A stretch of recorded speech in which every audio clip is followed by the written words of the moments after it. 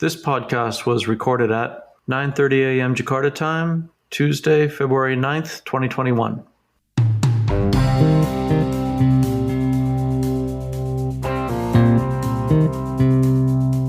Hello, everybody. This is Kevin O'Rourke from Reformasi Weekly, and this is Reformasi Weekly podcast. I've been producing a weekly report, Reformasi Weekly, on Indonesian politics and policymaking since 2003, and now we're launching the weekly podcast. Each week with my co-host, Jeff Hutton from On the Level Media, we will be discussing Indonesian politics, policymaking, governance, democracy, economics, and we'll bring in guests at times to delve further into the issues and get expert insights.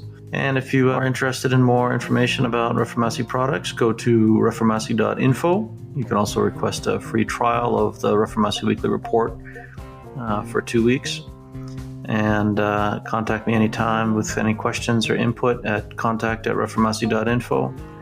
And we hope you enjoy the series. Welcome to Reformasi Weekly Podcast. I'm Jeff Hutton. And I am Kevin O'Rourke. It's a pretty busy week. Let's get into it. A few things to cover today. Vaccinations in Indonesia are getting started. We've got reason to believe that positivity rates are not as bad as might be believed. We have a really surprising development on mandatory hijab for schoolgirls. New twists and turns in Indonesia's election law that could spell trouble for presidential contenders in 2024.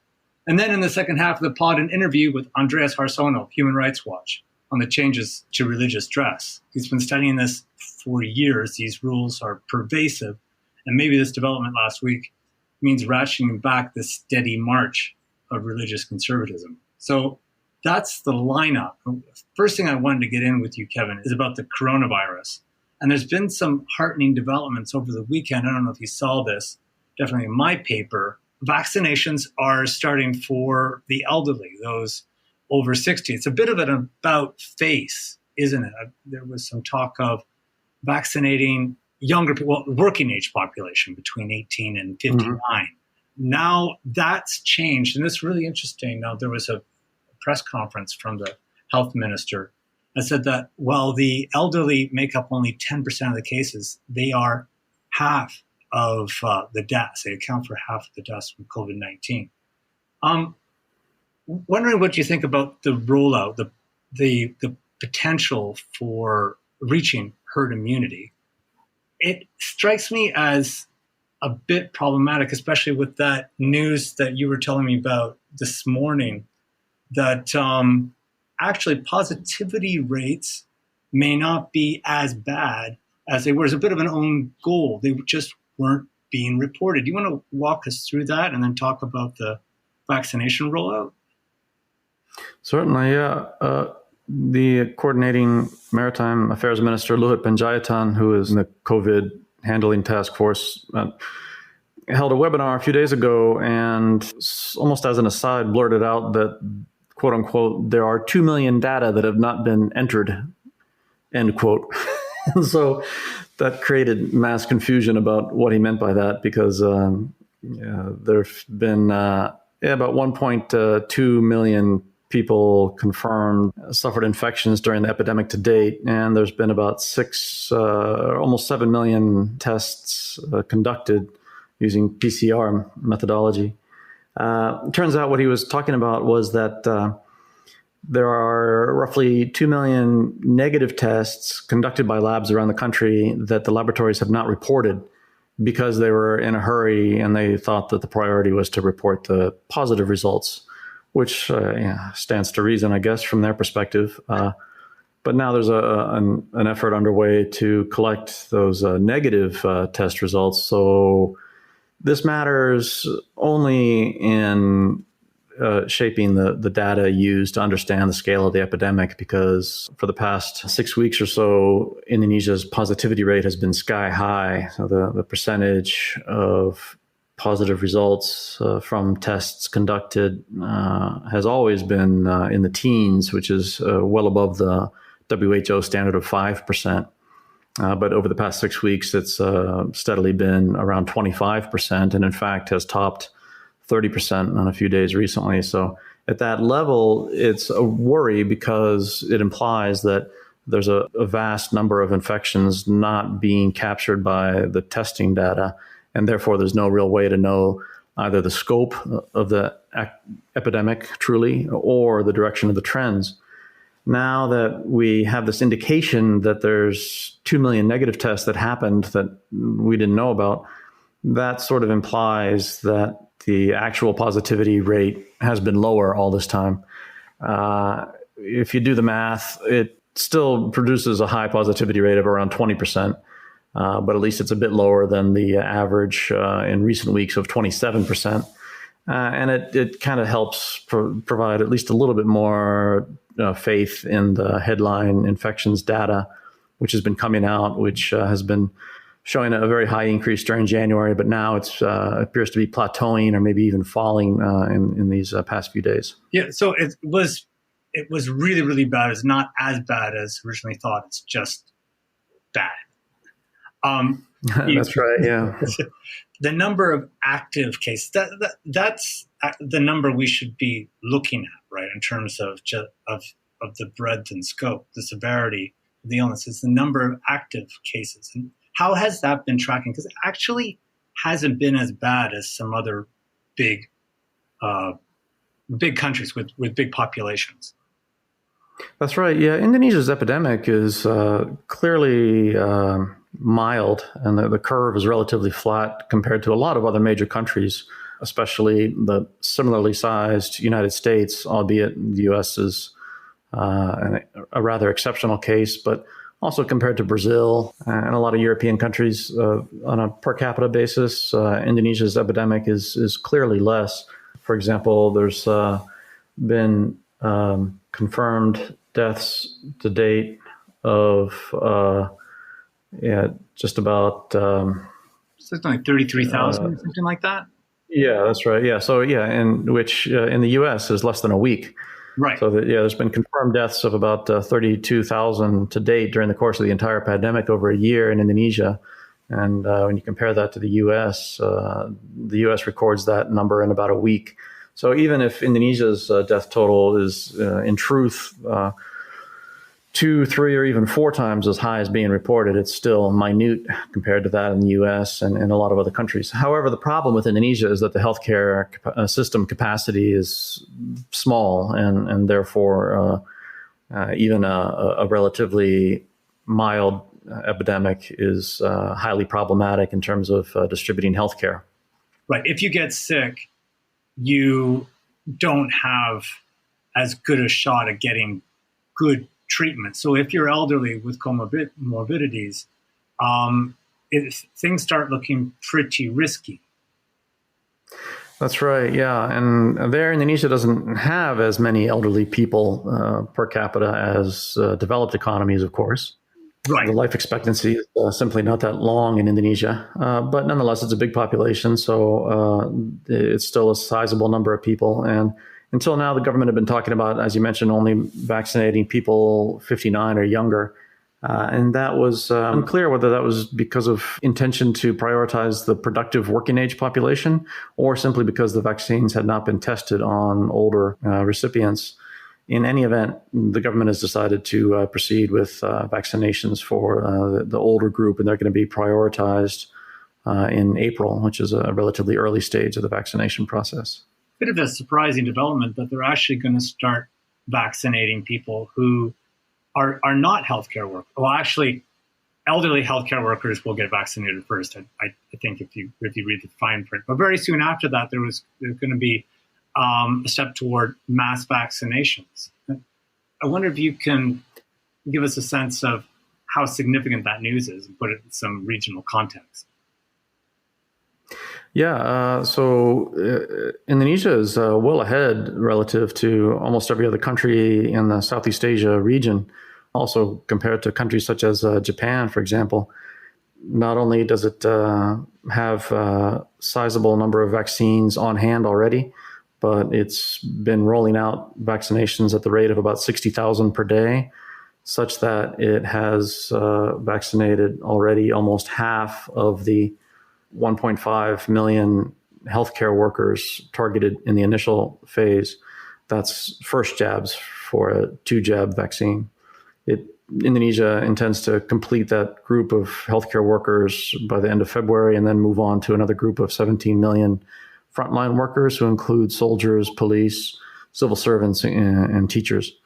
So, and what's interesting is that there's a state-owned enterprise, Biopharma, which has vaccine production capabilities. It's a very old company, about 100 years old. And this is an asset that a lot of other countries in the region don't possess. And so Biopharma is in an agreement with China's Sinovac to produce CoronaVac using raw materials or concentrate that Sinovac provides to Biopharma. And then Biopharma does the final stages of production and the finish and filling and inserting into vials. So Biopharma's already received 2 shipments of ingredients, enough for 25 million doses, which are in production and distribution right now. And they'll be going into arms by the end of February, should be, certainly by March. The issue really is just whether those supplies will continue to come from Sinovac and other sources. And also the distribution to the regions is the other major issue. Have you read anything about how effective they might be with some of these mutations that are coming along, like from South Africa or the British variant? I saw that AstraZeneca, that the South Africans aren't going to use AstraZeneca anymore because it's no good with their variant of the virus. You seen anything about that? Yes. So Indonesia is conducting periodic random genetic sequencing for samples of viruses obtained through tests. So far, the government has not disclosed that any variants have cropped up in Indonesia, but it's probably just a matter of time. And if the South Africa variant crops up, that would probably be problematic because only some of the vaccines are even partially effective for that variant. And in order for there to be an effective vaccine for the South Africa variant, probably that's going to have to be an mRNA vaccine because those are the ones that are easiest to quickly update and adjust to target that particular new variant. But the mRNA vaccines are the ones that are precisely most difficult for distribution in a tropical archipelago like Indonesia because they require the ultra cold storage. So this is like the Pfizer, right? The Pfizer and the Moderna vaccines. Yes, correct. Like minus 70 degrees or something like that. Yeah, and that would be possible for the major cities, but not the countryside. I was actually talking with someone with one of the big logistics companies, and they said that there's only 10 refrigerated containers in the country that can realistically reach minus 70, and they're mainly used for transporting tuna. There's not many of them, and they're already being used. So I don't know how you get shipments out to Makassar or something like that. Yeah, sounds very fishy. Yes, to use a pun. And rollout 181.5 million by March 22. Ambitious, to say the least. Realistic. What's your thinking there? Right. Yeah, the president has set the target of 181 million people fully vaccinated within a year from now, and that compares to a national population of approximately 270 million. That may actually be doable. Really? Because I think the rollout should be feasible on Java, which is about 60% of the national population, and certain other metropolitan areas in other regions of the country. Indonesia's got a few advantages besides the biopharma facility, which has a production capacity of 200 million doses per annum. It also has a quite extensive bureaucracy and apparatus of state personnel that extend down to the community level nationwide. And that's precisely the apparatus that needs to go into action to get this done. And it's what other countries are lacking. In the U.S., for example, that's precisely what's been hollowed out for decades, that public health function. And so there's no personnel on hand in the U.S. to actually administer the jabs to the recipients. Whereas in Indonesia, that's less of a problem, and it's more a problem of the physical logistics, those freezer containers and refrigeration units and electricity. But handling that rollout of a conventional vaccine like CoronaVac for the classic variant of COVID on Java, which is the bulk of the population and the bulk of the economy, I think that's doable during the course of 2021. Getting to the hinterlands and the remote parts of the country and down to every community nationwide will be a 3-year project, I think, at least, just because of the sheer scale of the logistics involved, the immense transportation problems and the planning.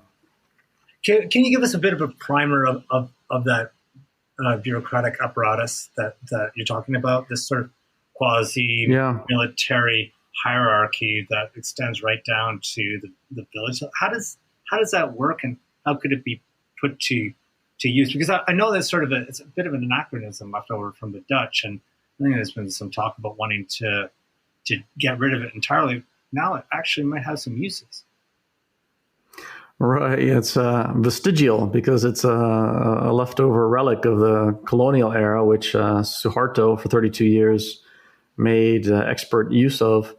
And it involves several components, most importantly, the civil service, which is not a large civil service compared to a lot of other countries. It's 4 million people, which is actually pretty small compared to given Indonesia's population size. But in terms of structure, it is extremely extensive because it does penetrate down to every community nationwide. And then importantly, there's also the structure of the national police and especially the military. In the military, the army maintains a physical presence of units at every sub-district nationwide, and they number over 3,000. And then each of those sub-district units has connections to the communities in the vicinity. So it's a relic of an occupying army, which is what the Dutch colonial system was. But Suharto kept it in place for his own ends as an authoritarian ruler. And for the past 20 years, there's been no real initiative to change that force structure, even though it's inappropriate for preparing for an external threat. It's really very domestically focused, but it's an anachronism. But now, finally, it can actually be useful because having those personnel on hand in the regions to help with logistics and actually administer jabs into arms, that can actually happen. Well, that's fantastic. There's a bit of good news there. Moving on to mandatory headscarves. And there was a development out of Padang a couple of weeks ago. A schoolgirl, a non-Muslim schoolgirl, was refusing to wear hijab or jilbab to school as required by the local government. And stemming from that, the Indonesian government banned mandatory religious dress in public schools. And this is surprising. The religious ministry, the Home Affairs Ministry, and the Minister of Education, the Gojek founder, Nadiem Makarim, issued directives requiring the local governments to revoke ordinances requiring religious dress in public schools. This is huge. I mean, I remember 2017 as if it was yesterday, and going down to the 2nd of December demonstrations that was 2016. The trial of the former Jakarta governor, Basuki Purnama, was in 2017. And he was put in jail for blasphemy for going on 2 years. This is a remarkable development. Can you give us a sense of the significance? Yeah, I agree. This seems like a real turn of events here. I think it is possible to work back and trace it to a series of developments that stem back to maybe at least the election in June 2019 and maybe back into 2018. But up until mid-2018, it had certainly seemed as if Islamic organizations were on the ascendancy. They had achieved the jailing of Ahok for blasphemy. They were rallying on a vast scale in Jakarta. In the early stages of the 2019 election, a small party, the Solidarity Party, PSI, chaired by Grace Natali, recommended changing discriminatory regional bylaws, such as this one in Padang about mandatory religious dress for school children. And she immediately faced threats of criminal charges for blasphemy. And so PSI dropped that agenda item from their platform. So there's been a real turn of events. She was campaigning to change those rules, so requiring, I think, all women to wear hijab. And she was threatened with blasphemy charges. Correct. Yeah, PSI was campaigning for seats in the legislature nationwide, and one of their campaign promises was to end discriminatory policies at the regional level, which is something that no one else had done. No other parties had taken that on, not even Megawati's PDI Perjuangan, which is supposedly the party most committed to pluralism and respect for minorities, nor had President Joko Widodo during his 4 years in office at that stage, and nor had the Yudhoyono administration, for that matter, during its 10 years in power previously. As you mentioned, this problem dates back almost 20 years now. We've been speaking off and on for years.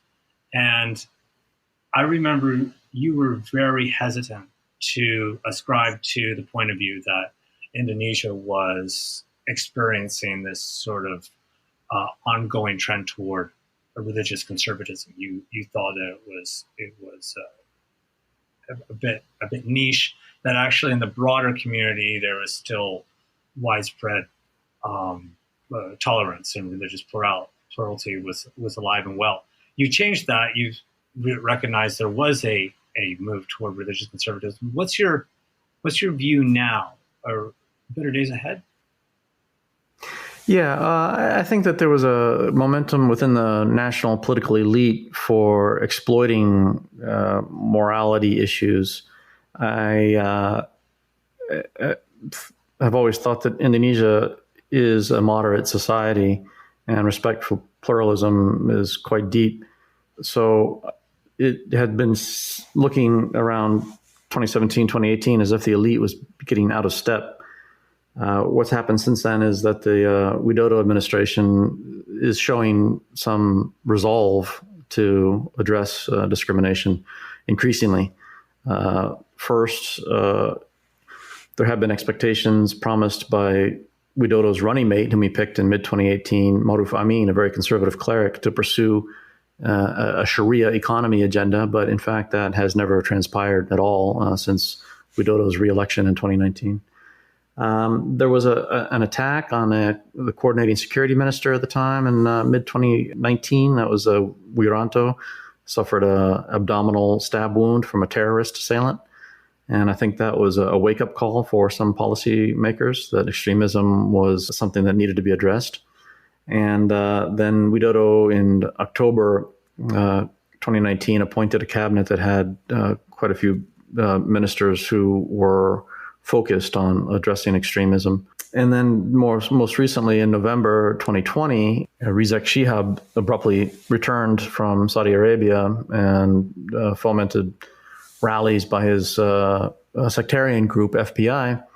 And the government immediately responded very heavy-handedly, literally shooting to death 6 FPI members on December 6th, and then arresting Shihab and declaring FPI invalid.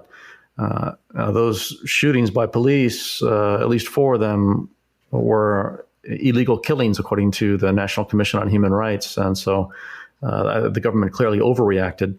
But nonetheless, what it shows, at least, is that there's no tolerance among the police or the administration for this type of extremism. And it was just another data point in this trend line, which has most recently produced this joint ministerial decree that prohibits regional governments from issuing mandatory requirements for religious dress for either minorities or Islamic students at the elementary and middle school level. And that's a big change. I guess it also helps the main proponent, the guy who was sort of surfing this wave, Prabowo Subianto, is actually a cabinet minister in the government now. He can't really seize upon religious conservatism as an election issue when he's part of a government that is more or less moderate. That's right. Yeah. So in 2018, Widodo was facing a formidable opponent, actually. Prabowo's Gerindra party, backed by the most hardline Islamic party, PKS, plus an array of very hardline Islamic groups not parties, but just social organizations, as they call themselves. Then Widodo won that election with 55% of the popular vote, which was closer than and had been anticipated, I think. But then after the election, Widodo offered a cabinet role to Prabowo, and that was really distressing to see, given Prabowo's actions over the previous year and the style of his campaigning and his rejection of the election outcome in particular. But it was also very costly in terms of adversely affecting the policymaking in an important sector, defense. That's the portfolio that Prabowo received, along with fisheries for another Gerindra member. But it has had the consequence of splitting the opposition, because these hardline Islamic groups that have been backing Prabowo's campaign regard him now as a traitor, and so they reject him. And that has weakened that alliance that had been opposing Widodo, and that has helped the Widodo administration be able to show more resolve on these issues of discriminatory morality rules. Do you think that was the intention, or was that just the result? It was the result. Yeah, no, the intention was to diminish the opposition. Moving on. Well, actually, on that topic, on presidential candidates, there's been a bit of development that could seriously winnow the field in 2024. And I don't fully understand this. I hope that you could probably walk us through it a little bit, but it involves putting in place caretaker governments and big regional governments for the purposes of waiting to harmonize local elections and have them all in one shot in 2024. Right. And this has the added benefit for some, drawback for others, of taking some really big names potentially out of contention. Can you walk us through that? Right. Yeah. These direct popular elections for regional heads have been, I think, the most important political process unfolding in Indonesia since they started in 2005. Because Indonesia has a real problem with a incumbent established political elite, which indulges in rent-seeking and patronage-style politics excessively. Typically, the only way into the national elite was through establishment organizations like the civil service or major political parties or the military. And since 2005, gradually, regional heads have been directly elected, and that's provided an avenue for talented local leaders to become a district chief and then perform well, and then become a governor and then get into national politics. And that's exactly how Widodo arose. And it injects new life into the national elite, basically, based on performance to constituents and genuine popularity rather than entanglement with patronage establishment structures. And the quality of the candidates who run in these elections is typically poor because they're nominated by incumbent parties. But on occasion, good candidates arise and they make it through. And there's 546 regions that, including provinces, conducting elections every 5 years. So over time, there's been a few names who have percolated up. And now the polls for the 2024 presidential election show that voters clearly want a proven, experienced governor of a major province. Those are the candidates who are strongest in these polls, along with Prabowo Subianto, the longstanding opposition figure, who's actually now pro-Widodo as a defense minister, and also his former running mate, Sandy Uno, who's now also in the government as tourism minister since December. So the thing to understand, too, is that these regional heads under Suharto had been appointed haphazardly. When Suharto wanted a new governor, he inserted a new governor for a 5-year term. So when Suharto left office, all these governors, district chiefs, and mayors all had terms ending at wildly different points in time during the calendar year. And so there were new vacancies cropping up on a rolling basis in these 546 jobs all around the country. So over time, when elections started for these in 2005, they've been grouped into batches gradually. And so now there's 3 main batches, those elected in 2020, and then another group due to be elected in 2022, and another in 2023. So there had been hope that finally policymakers would be able to harmonize or syncopate all these regional head elections together to happen on one day nationwide in all 546 regions in 2027. That was the recommendation of electoral reform NGOs and pro-democracy NGOs and experts and so on. However, the statute on the matter is from 2016, and a controversial aspect of that at that time was that it called for this harmonization or syncopation to happen by 2024. So until now, there had been an expectation that this was going to undergo revision anyway before this came to a head. But then suddenly on 29 January, the president said that no, he wants to keep that 2016 regional head elections law and therefore achieve harmonization by 2024. And the problem with doing that is that over half the posts in the country due for election in 2022 and 2023 will not have elections, and instead caretakers appointed by the central government are going to go into those positions through November 2024, when nationwide regional head elections will finally happen, and then elected officials will take over in all regional head posts nationwide in early 2025. So it would have been better to do it in 2027 because then you could have had these elections unfold in 2022 and 2023. And instead, the Widodo is opting for this more hasty route, and it has some implications for the presidential election. Well, that's so Jokowi, isn't it?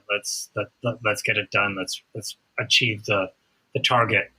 Is that really all there is going on here, or is it something else? Because 2022, that's the election in Jakarta, and so that means that for 2 years there would have to be a caretaker. And Anies Baswedan is not a good friend of the Widodo administration. They do not get along. And that seat is generally considered lately now, the springboard to the presidency. Yeah, this may be an own goal for the administration, though, because these elections are double-edged swords. By denying Baswedan a chance for re-election in 2022, that denies him a chance to perform well and enhance his stature. It also denies him a chance to fall flat on his face and fail. So for narrow political purposes, this choice about the syncopation of elections makes little sense. There's a few other reasons given. One is clearly wrong, and that's the official reason, which is that with the COVID pandemic, it's not right to conduct elections because there's a need for the nation to focus on addressing the crisis instead of conducting elections. We had local elections and they were fine. Yeah, so it's precisely the opposite argument that the government was using just a few months ago when it insisted on carrying out 270 regional head elections on 9 December, right at the height of the pandemic. And it insisted that these are too important to neglect, even though there's a pandemic happening. And now, less than 3 months later, the administration is arguing the opposite. So that's not the reason. Meanwhile, on the other end of the spectrum, there's inevitably going to be skepticism and suspicions that this is part of a plot to restore authoritarianism and undermine democracy by putting in personal loyalists of the president and his ministers into office as caretakers in about half of the regions nationwide that will fortify the administration if they want to make a move against democracy. I don't think that that's what's happening, but that suspicion and that worry and concern is inevitably going to arise because this decision is so unwarranted and for any other reason. I think what's really happening pertains to two things. One is just old-fashioned elitism. There's quite a few political elites, including key Widodo administration members, such as the Home Affairs Minister, Tito Karnavian, and perhaps the Chief of Staff, Muldoko, who really dislike regional head elections to begin with, precisely because they're democratic and precisely because they bring upstarts up into the national elite, presenting the elite with competition. Carnavien has been arguing in seeking to scale back regional head elections for years now, since his appointment in 2019. So the guy who benefited most from this, the one who the ultimate beneficiary of this political conveyor belt that you described, Joko Widodo, is throwing a wrench into the works. Correct. Yeah, he's he was famous precisely because he was down to earth and lacked pretensions and was an outsider to the elite. But now he's abiding by the interest of this entrenched elite, which is very skeptical about this democratization process. And it's a shame. Another thing is that these caretakers are coveted positions, and the ability to appoint 250 or more of them over the space of a couple of years is a massive opportunity for patronage. So who wants to be governor of Jakarta? Anyone? Yeah. So I think that was just very tempting. The conservative take on it is that you don't fall flat on your face, Ridwan Kamil or Anies Baswedan. You can conserve your political powder in case things don't go your way. But you and I both know that once you're out of the running, when you're not an office holder of any stripe, you lose political oxygen really, really fast. So if there's nothing goes staler than an ex something, like an ex general, certainly an ex governor. I mean, who cares, right? They only care so Tri Risma Harini, who is currently a cabinet minister, gets slotted in as an acting head of something or other. She's on her way. Right. Well, I think she would have been better off with the other proposal for syncopation in 2027, because that would have provided her with an opportunity to actually run for governor of Jakarta in 2022 and possibly beat Baswedan.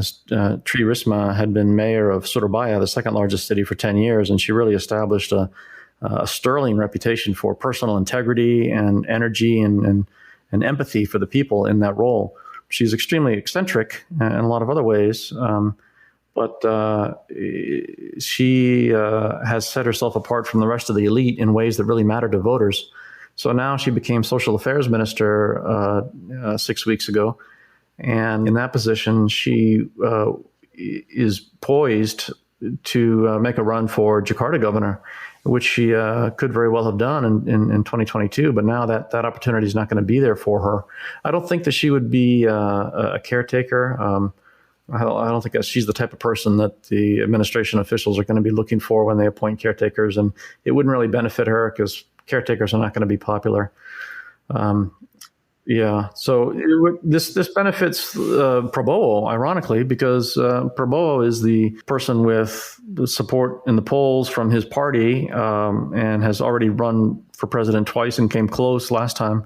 The problem he faced is that in 2024, it looked as if he was going to be facing very stiff competition from some formidable regional heads, possibly Baswedan, probably Central Java Governor Ganjar Pranowo, who has to leave his office in 2023 because of term limits. And then Ridwan Kamil, the new governor of West Java, who was the biggest province, who was going to be facing re-election in 2023. Now, with this decision by the president, which, by the way, the president's entire pro-government party alliance supports, including an important party, NASDEM, Prabowo Subianto faces a degree of insulation from these upstart governors who might have been formidable challengers for him in 2024. So he's the beneficiary. Ganjar Pranowo also sort of benefits that way anyway, because he'll be looking to make a run. Maybe with PDIP, that's the party that he belongs to. But the ones who are probably suffering for missing an opportunity are Baswedan and West Java's Ridwan Kamil, and then also Tri Risma. Ultimately, it really disadvantages the voters. Basically, they're missing out on an opportunity to have a say. We'll just leave it there. Coming up, an interview with Andreas Harsono of Human Rights Watch.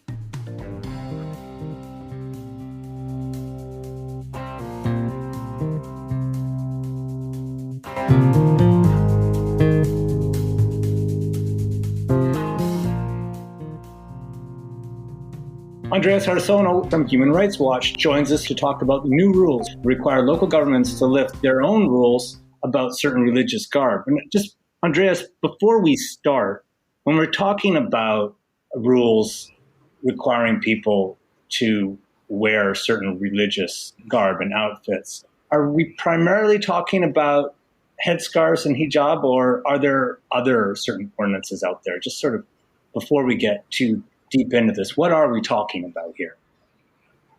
In general, in Indonesia, it is called jilbab or wajib jilbab, mandatory jilbab.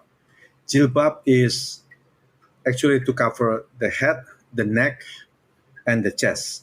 But in English and also in Arabic, it is known as hijab. And of course, this hijab or jilbab thing are always combined with long sleeve shirt and long skirt. There is no way that you wear a hijab with a mini skirt. Right.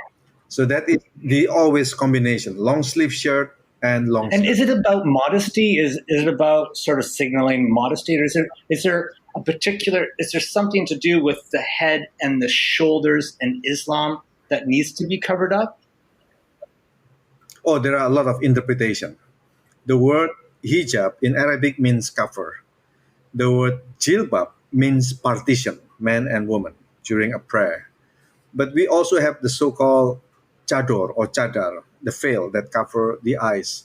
There are many interpretations within Islam about how women, and this is only about women, how to dress modestly. So in some cases, it is like the burqa, the one in Afghanistan, that even cover the eyes only with mosquito net-like burqa. Yeah. In Indonesia, since 2001, there are growing number of the so-called mandatory jilbab regulation since 2001. Initially, locally, 3 regencies in West Java, 2 in West Java, 1 in West Sumatra, and later that year, 2001, the whole West Sumatra province. And of course, it went on and on and on. Aceh, West Java province, West Central Java, altogether 24 provinces by 2014. There are 24 provinces that have localities with these ordinances. Yes, of 34 total provinces in Indonesia. They cover mostly student, state school student, and also female civil servant. And so they're all directed at women and girls. There's none that are directed at men. No. If you try to wear a jilbab in Jakarta, you might be accused of committing blasphemy. But Andres, I'm curious, how do you perceive the trend over time during that period you mentioned?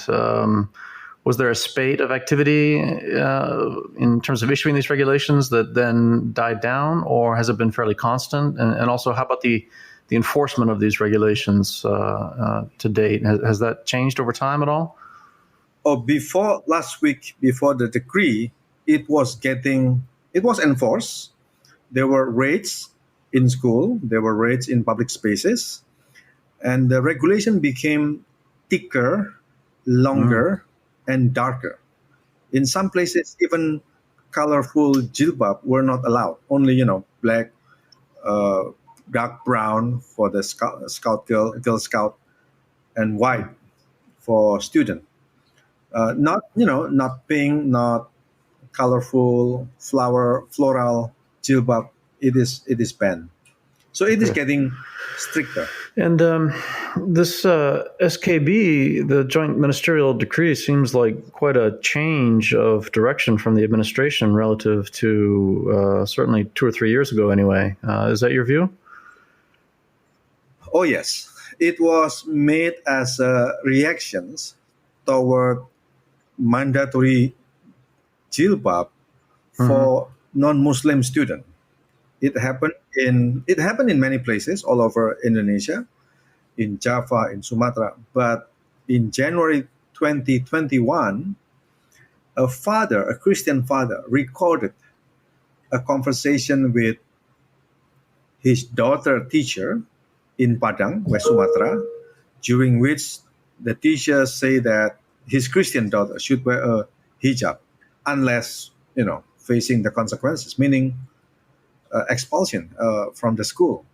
He recorded that, uploaded on YouTube. It became a national story. It was taken by national TV, and then government official responded that this is basically too much. Thus, the SKB was issued on February the 3rd, in which that no school are allowed to ban hijab or to make it mandatory for the children, for the schoolgirl, and also for the female teachers. And the SKB says the school have 30 days to implement the new regulation. And if the school do not do that, there are consequences. Was that incident in Padang? Was that isolated, or was that just a teacher that didn't know what he was doing, or is this systemic? It was the school regulation. In fact, the school forced all 23 Christian students in that particular state school to wear the hijab.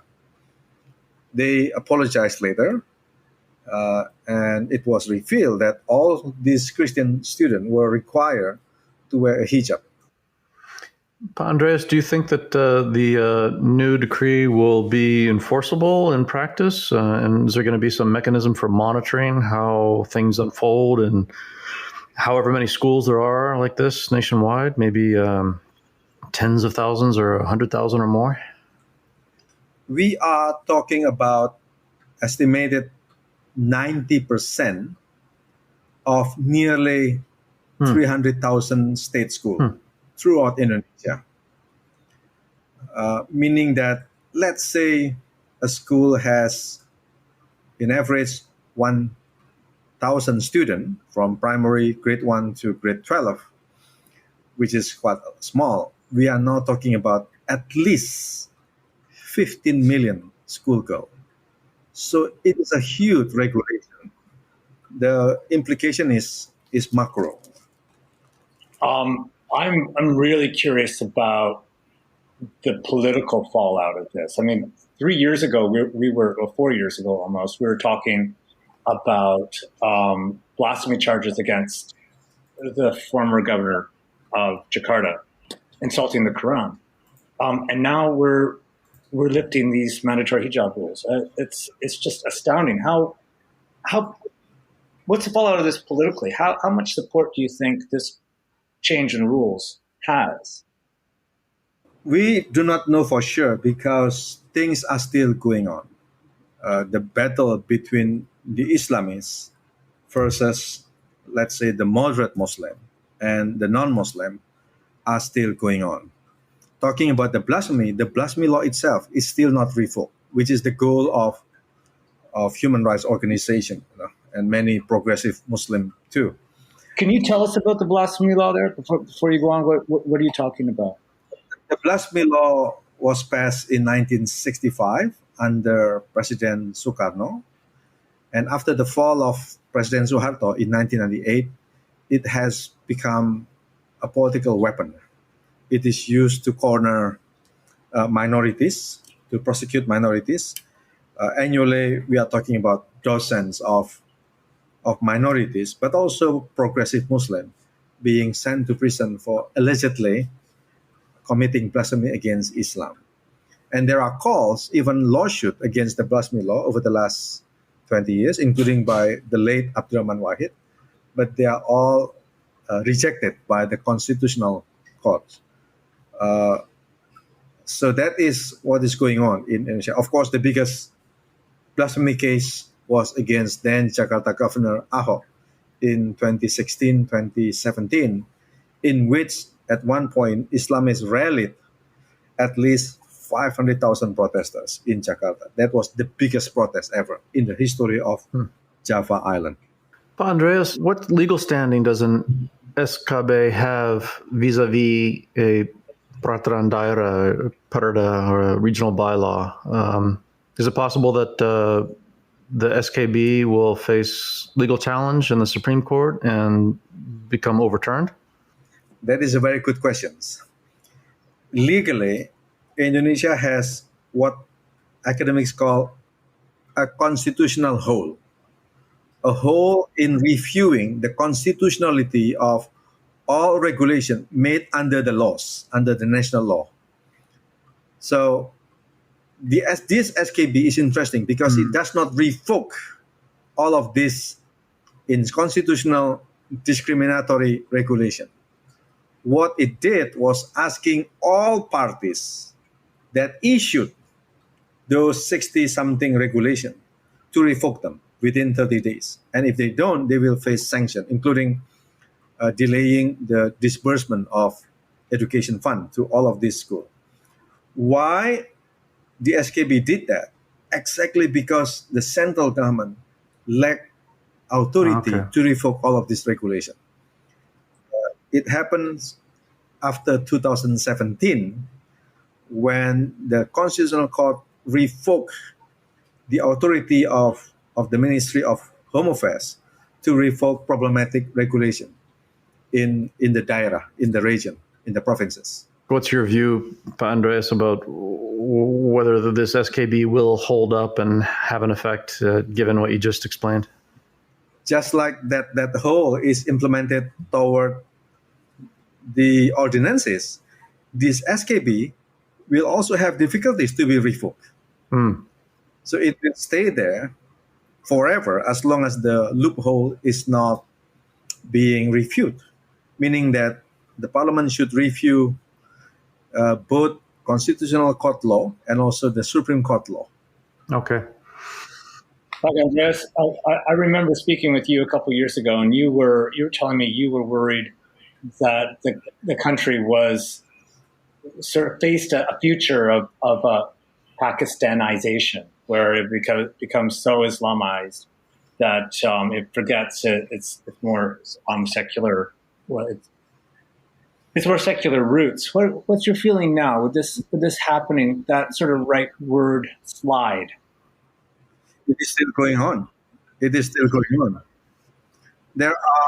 There are efforts to slow down this so-called Pakistanization process of Indonesia. There are positive steps that are taken by the Jokowi government to undo what the previous, especially SBY administration, had done. But again, the damages had been done. It takes a long time to undo them. Not only this mandatory hijab regulation, but also the blasphemy law, the so-called religious harmony regulation, which discriminate minorities as well, and the anti-LGBT regulation. There are 43 all over Indonesia now. And last but not the least, of course, the 1952 regulation on the definition of a religion. It is very biased toward monotheistic Abrahamic religion, meaning that hundreds of local religions in Indonesia are discriminated, are not considered as religion. So the damages have been done, and we haven't undone them yet. That's right. Well, we'll have to leave it there, Pak Andreas. Thank you so much for joining us. Andreas Harsono, Human Rights Watch. Thank you.